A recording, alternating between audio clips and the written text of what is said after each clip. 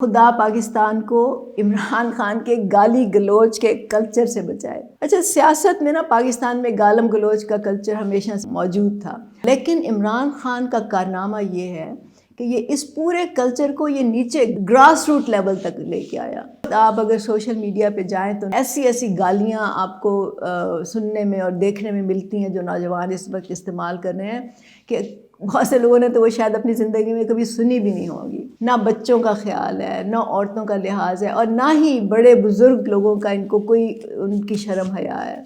जो मुंह में आता है बोलते हैं, जिसके ख़िलाफ़ चाहे बोलते हैं।